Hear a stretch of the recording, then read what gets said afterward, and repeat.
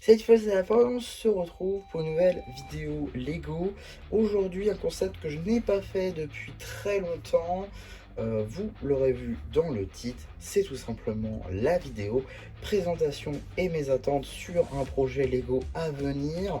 Là en l'occurrence on va parler de Ninjago Legends, qui est donc la nouvelle sous-série Ninjago, à l'instar par exemple d'un Legacy ou encore par exemple d'un Dragon Rising. Voilà, clairement c'est une série à part. Alors c'est une série qui peut être considérée comme par exemple Ninjago Brazera Retour dans les terres de lave.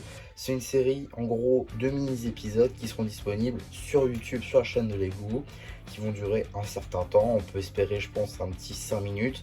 C'est monnaie courante avec par exemple les robots élémentaires qu'on avait eu plus tôt dans l'année 2024. Donc voilà, je pense que on aura quelque chose comme 3 à 5 épisodes max. Je vois pas Lego faire 10 épisodes, sachant que Brazera faisait 5 épisodes et les robots élémentaires 3. Je pense qu'on n'aura pas plus ou moins que ça. Ensuite, tout simplement, j'avais envie de parler de cette série parce que pour le coup, je pense que même Dragon Rising saison 3 ne m'avait pas hype comme ça. J'ai jamais, je pense, ressenti ça pour une série autre que Ninjago. La série principale, j'entends, donc une nouvelle saison. Là, clairement, c'est canon. Ninjago Legends est canon. Ça présente l'histoire de Kai après son réveil, après la fusion, tout simplement. Il se réveille dans une terre de monstres, de Land of Monsters, du coup. Tout ce qu'on a en anglais pour l'instant le trailer, donc voilà. Enfin, tout ça pour dire que ça peut être très très intéressant de voir un petit peu le développement de Kai, qui du coup n'a toujours pas revu ses amis après la fusion, qui est un petit peu perdu. On va également découvrir pas mal de choses, mais on reviendra dessus un tout petit peu après. Déjà, je voulais revenir sur le fait que ça m'avait beaucoup hype. Le trailer, j'étais comme un fou devant. J'ai pas fait de réaction parce que c'est pas mon truc. J'ai essayé de faire une fois, ça n'a pas plus marché que ça. Mais tout ça pour dire que, franchement, j'ai adoré le trailer et j'ai juste une seule envie, c'est de voir la série. Je n'en peux plus. Pour vous dire, je suis déjà à un mock et 2 custom. Donc voilà, je suis bien dedans. Tout ça pour dire que j'attends vraiment cette série, j'attends beaucoup de choses. Donc mes attentes sont aussi pas mal hautes. Et vous l'avez vu également, il y aura pas mal de théories. Donc on va revenir également là-dessus. Donc tout d'abord, est-ce que... C'est vrai que tout à l'heure je vous ai dit, est-ce que c'est avant qu'il croise... Est-ce que c'est avant qu'il ne croise personne?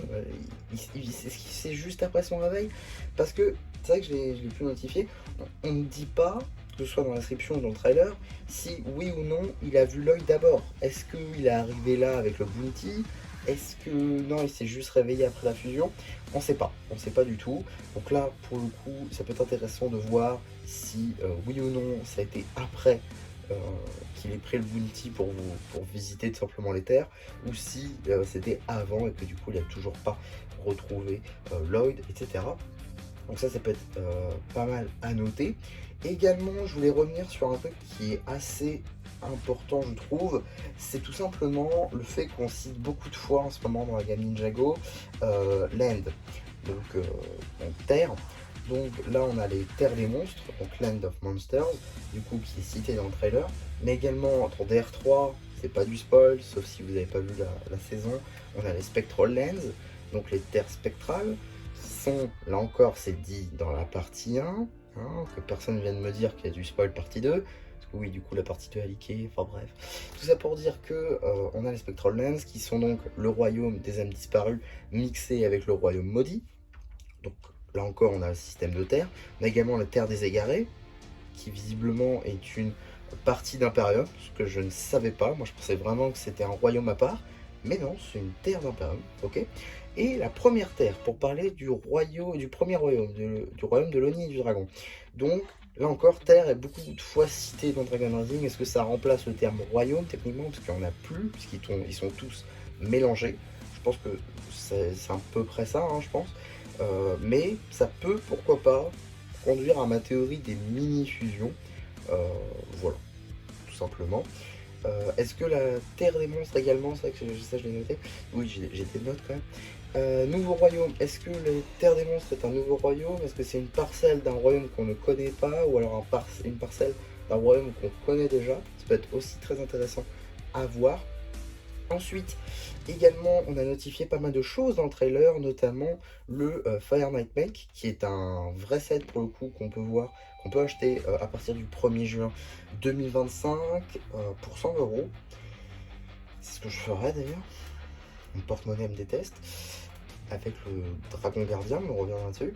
Tout ça pour dire que ce robot, visiblement, a un passif avec les maîtres élémentaires du feu, puisqu'il nous présente l'un des précédents, l'un des ancêtres en termes de pouvoir du feu de Kai, et qui porte le chapeau de Zark. Est-ce que c'est juste un style? Est-ce que c'est genre le père de Zark? Est-ce que c'est... Voilà, je pense que ça peut être très intéressant comme truc, et j'espère juste que ce sera exploité, qu'on aura des flashbacks, ce genre de choses, et potentiellement que ça ait une importance aussi avec Dragon Rising, puisque c'est vrai que ça on l'a pas dit, mais Zark on sait pas du tout ce qu'il est en fait en termes d'animal, et quand on pose la question à Doc Wyatt, il ne veut pas répondre. On a vu la majorité de la partie 2, et je suis désolé pour le spoil, on n'en sait toujours rien. Donc est-ce que finalement on va pas nous dire que ça a un lien en fait avec Monstrosity, qu'on va découvrir quel est l'animal de Zark? Pourquoi pas, en vrai ça peut être très intéressant, c'est pour ça que c'était au cœur d'une intrigue. Donc franchement j'ai très hâte de voir ça également, et surtout est-ce qu'on en découvrira d'autres finalement des maîtres élémentaires du feu? Ça peut être plutôt cool également, peut-être que Ray lui-même a eu ce robot. Franchement j'ai très hâte de voir ça. Ensuite j'aimerais également revenir sur le dragon gardien tout simplement, parce que en vrai on n'en sait rien. Est-ce que c'est un Arc Dragon comme l'Arc Dragon of Focus techniquement? Du coup on pourrait imaginer l'Arc Dragon of Life, puisqu'on a un Source Dragon de la vie, donc potentiellement un Arc Dragon, enfin l'Arc Dragon of Focus et on va dire le messager du dragon de la concentration. Focus, concentration, c'est la même chose. Donc potentiellement peut-être le dragon gardien et potentiellement un Arc Dragon de la vie, simplement relié donc au dragon source de la vie. Ça peut être très intéressant en vrai, ça permettrait du coup d'avoir d'ores et déjà deux Arc Dragon of Focus en 7. Ensuite, également, donc il me reste 2 points que j'aimerais aborder. Tout d'abord, le tout premier, c'est Who's Journey. Alors, à partir de déjà Dragon Rising saison 1, on a vu beaucoup de fois où, voilà, on a vraiment vu beaucoup de fois Wu en tant qu'espèce d'orbe, en gros, doré, ou de mini-spectre doré, tout ça pour dire qu'on sait que c'est Wu. Mais il donne toujours des indications aux ninjas. Par exemple, Cole, il a montré à Cole où se trouvait la terre qui criait, tout simplement. Donc, encore une fois, une journée, une aventure pour Cole. Pour Kai, il est parti du coup dans le royaume des monstres. Donc là encore, ça rajoute une aventure. Également, Kai et Nia ont été appelés par Wu pour arriver jusqu'à Zane au monastère d'Imperium dans la partie 1 de Dragon Rising saison 1, et Jay a lui aussi pu rencontrer Wu en voyant en gros son passé ninja. Donc là encore ça rajoute certaines choses, et pourquoi est-ce que Wu on le reverrait du coup dans les Lands of Monsters? Ça peut être très cool, et j'ai surtout très hâte de voir à quoi va correspondre l'aventure de Kai dans ces terres, surtout si on voit un spectre de Maître Wu. Je pense que ça aura vraiment une importance. Donc là encore ça rajoute quelque chose à Dragon Rising que forcément la série n'aurait pas forcément justement l'opportunité de plus creuser que ça. Également donc pourquoi Spectre de Wu, où est-ce qu'il est, est-ce que, enfin on le voit en gros dans la cascade, dans le trailer, une espèce de mare, on ne sait pas trop ce que c'est, on ne sait pas où est-ce qu'il est, on sait que c'est dans les terres des monstres, on ne sait pas sur quoi, pourquoi est-ce qu'il est là, pourquoi est-ce qu'il est sous forme corporelle alors que normalement il est sous forme d'âme. C'est très chelou, j'ai très hâte de voir à quoi ça va correspondre, si ça correspond à quelque chose, mais voilà. Également, petite interrogation de ma part, est-ce que les leaks de Dragon Rising saison 4 qu'on avait eu avec, vous savez, des armures de dragons pour les ninjas et des créatures vertes, finalement ne seraient pas des leaks Dragon Rising saison 4, mais bel et bien des leaks Ninjago Legends. Pourquoi je dis ça? À cause, ou grâce finalement, d'une scène du trailer où on voit une pince, même pince, qui est utilisé sur ces mini-figurines qu'on peut voir dans les leaks. D'où ma question, est-ce que finalement ce serait pas un leak de Legends? Ce qui va potentiellement me ramener à ma seconde théorie, est-ce que on n'aurait pas une saison 2 à Legends? Puisqu'on a bien vu le sous-titre de Legends, là c'est Monstrosity, puisqu'on est dans la terre des monstres. Sauf que si on fait une saison 2, ça va potentiellement s'appeler toujours Legends, mais à un autre nom.